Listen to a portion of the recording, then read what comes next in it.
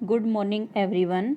हम कर रहे थे चैप्टर नंबर 17 कैपिटल स्ट्रक्चर, जिसमें हमने मीनिंग ऑफ कैपिटल स्ट्रक्चर कर लिया था। ठीक है, आज हम करेंगे importance of capital structure.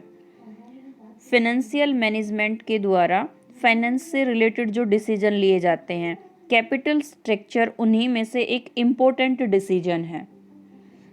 Finance के जो वेरियस सोर्स हैं like debenture, equity share capital, preference share capital, long term debts, इनका मिक्सअप डिसाइड करते टाइम मोर अटेंशन रिक्वायर होती है। यानी कि फाइनेंस के जो वेरियस सोर्स हैं उनका कम्बिनेशन डिसाइड करते टाइम मोर अटेंशन की रिक्वायरमेंट होती है। अगर वो कम्बिनेशन रॉन्ग डिसाइड हो जाता है तो इससे फर्म पे एडवर्सली इफेक्ट पड़ता है।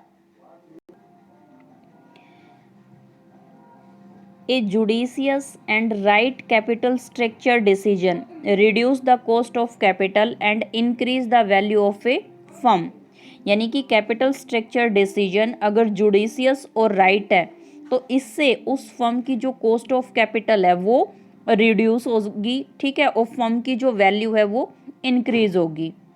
वाइल अ रॉन्ग डिसीजन, अगर कैपिटल स्ट्रक्चर से रिलेटेड ये डिसीजन रॉन्ग हो जाता है, ठीक है, तो इससे उस फर्म की वैल्यू को ये एडवर्सली इफेक्ट कर सकता है। यानी कि फर्म की जो वैल्यू है वो इंक्रीज होने की बजाय डिक्रीज हो जाएगी। ये हम पहले ही डिस्कस कर चुके हैं कि फाइनेंस के जो वेरियस सोर्स हैं उनमें जो रिस्क इन्वॉल्व होता है उनकी जो कॉस्ट होती है। ठीक है, रिस्क और कॉस्ट के अकॉर्डिंग फाइनेंस के वेरियस सोर्स एक दूसरे से डिफरेंट होते हैं। फॉर एग्जाम्पल, अगर मैं बात करूं डिबेंचर, तो डिबेंचर लिस्ट कॉस्टली, ठीक है, बट मोस्ट रिस्की। यानी कि जो डिबेंचर है फाइनेंस के वेरियस सोर्स में डिबेंचर की कॉस्ट सबसे कम होती है बट उसमें रिस्क सबसे ज़्यादा होता है। अब कैसे होता है वो ऑलरेडी हम स्टडी कर चुके हैं। अगर मैं बात करूं फाइनेंस के इक्विटी सोर्स की, तो जो इक्विटी सोर्स है वो डिबेंचर का बिल्कुल रिवर्स। यानी कि मोस्ट कॉस्टली कौन सा है? Equity share, but list risky कौन सा है? हमारा इक्विटी शेयर। तो दोनों एक दूसरे के अपोजिट हो गए ना। और जो प्रेफरेंस शेयर कैपिटल है वो इन दोनों के बिटवीन में लाई करती है। तो रिस्क और कॉस्ट को लेके जितने भी हमारी फाइनेंस के सोर्सेज हैं वो एक दूसरे से डिफरेंट होते हैं। इसलिए जो फाइनेंशियल मैनेजर है उसकी ये ड्यूटी बनती है कि वो अप्रोप्रिएट कैपिटल स्ट्रक्चर को डिज़ाइन करे। अप्रोप्रिएट कैपिटल स्ट्रक्चर का मतलब है कि वो वेरियस फाइनेंस के जो वेरियस सोर्स हैं उनका एक ऐसा मिक्सअप या कम्बिनेशन प्रिपेयर करे जिससे कि फर्म की जो वैल्यू है वो इंक्रीज हो जाए। ठीक है, और ओवरऑल जो कॉस्ट ऑफ कैपिटल है वो मिनिमाइज हो। Capital structure decision are of great significance due to following reasons. कुछ रीजन बताए हुए हैं जिनकी वजह से जो कैपिटल स्ट्रक्चर डिसीजन है वो और भी इम्पोर्टेंट हो जाता है। वो रीजन देखिए कौन कौन से हैं। फर्स्ट, एक फर्म के रिस्क को डिटरमाइन किया जाता है कैपिटल स्ट्रक्चर से। मीन्स अगर ये पता लगाना है कि एक पर्टिकुलर फर्म में, ठीक है, कितना रिस्क होगा, वो कितना रिस्क फेस कर रही है, ये किससे डिटरमाइन कर सकते हैं? हम कैपिटल स्ट्रक्चर से डिटरमाइन कर सकते हैं। अब कैसे डिटरमाइन करेंगे? फॉर एग्जाम्पल मान लेते हैं एक फर्म के कैपिटल स्ट्रक्चर में, कैपिटल स्ट्रक्चर का मतलब एक फर्म की जो टोटल कैपिटल है उसमें जो लॉन्ग टर्म डेट हैं, ठीक है, मैं टोटल कैपिटल मान लेती हूँ 10 लाख, और जो लॉन्ग टर्म डेट्स हैं जैसे डिबेंचर है, लोन है, वो है ₹8 लाख के, और जो प्रोप्राइटर फंड है जिसमें इक्विटी शेयर वो है 2 लाख की। तो रेशो कितना हो गया? 2:8। यानी कि मैं ये बोल सकती हूँ रेशो हो गया 1:4 भाई 2:8, यानी कि 1:4 का रेशो हो गया। तो डेट्स तो कितने हैं? 4, ठीक है, और इक्विटी कितना है? 1। और बाय द चांस उस फर्म में किसी ईयर अगर लॉस हो गया तो वो फर्म तो उस फर्म के लिए तो वेरी फाइनेंस रिस्क उसे फेस करना पड़ेगा ना, क्योंकि डिबेंचर ज़्यादा है और इक्विटी शेयर कम है।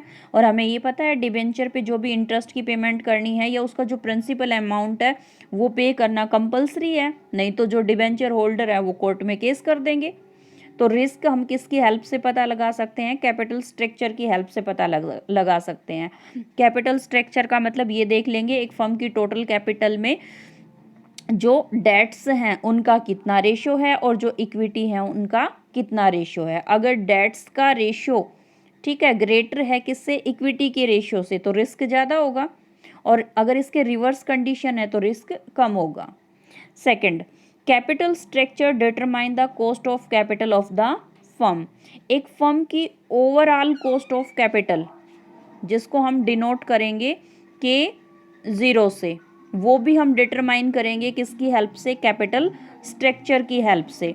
कैपिटल स्ट्रक्चर मीन्स जिसमें फाइनेंस के वेरियस सोर्स, जैसे like debenture, equity share capital, preference share capital, ठीक है। अगर मैं इक्विटी की बात करूं तो इक्विटी की कॉस्ट, एक्सपेक्टेड डिविडेंड, और अगर प्रेफरेंस शेयर की बात करें तो डिविडेंड, और अगर डिबेंचर की बात करें तो इंटरेस्ट। तो इन सभी की जो ओवरऑल कॉस्ट है उसको किससे डिनोट करते हैं, के जीरो से, और ये हमें किसकी हेल्प से पता चलेगी, कैपिटल स्ट्रक्चर की हेल्प से, जो हम ऑलरेडी कॉस्ट ऑफ कैपिटल के चैप्टर में कैलकुलेट कर चुके हैं। नेक्स्ट है, it effect the flexibility and liquidity of the firm. It effect the control of owner on the firm, ठीक है। एक फर्म के ओनर जो फर्म के ऊपर कंट्रोल रखते हैं, तो ये कंट्रोल ऑफ ओनर को भी इफेक्ट करता है कैपिटल स्ट्रक्चर। अब कैसे इफेक्ट करता है, जैसे मैं मान लेती हूँ एक फर्म की टोटल कैपिटल, वही हम 10 लाख मान के चल रहे हैं, ठीक है, 10 लाख एज्यूम कर रहे हैं।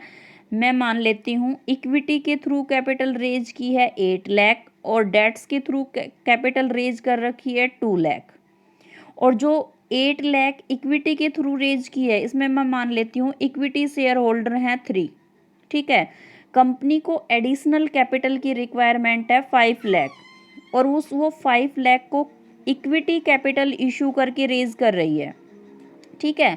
और उसमें जो इक्विटी शेयर होल्डर है वो हम एज्यूम कर लेते हैं 2 इक्विटी शेयर होल्डर के थ्रू इक्विटी शेयर इशू करके कैपिटल रेज कर रही है। तो अब यहाँ पे जो टोटल इक्विटी शेयर होल्डर है वो कितने हो गए, 5। तो पहले फर्म के ऊपर कंट्रोल कर रहे थे 3 पर्सन, यानी कि 3 ओनर थे, बट अभी प्रेजेंट में कितने ओनर हो गए, 5 ओनर हो गए, ठीक है। तो कंट्रोल पर इफेक्ट होगा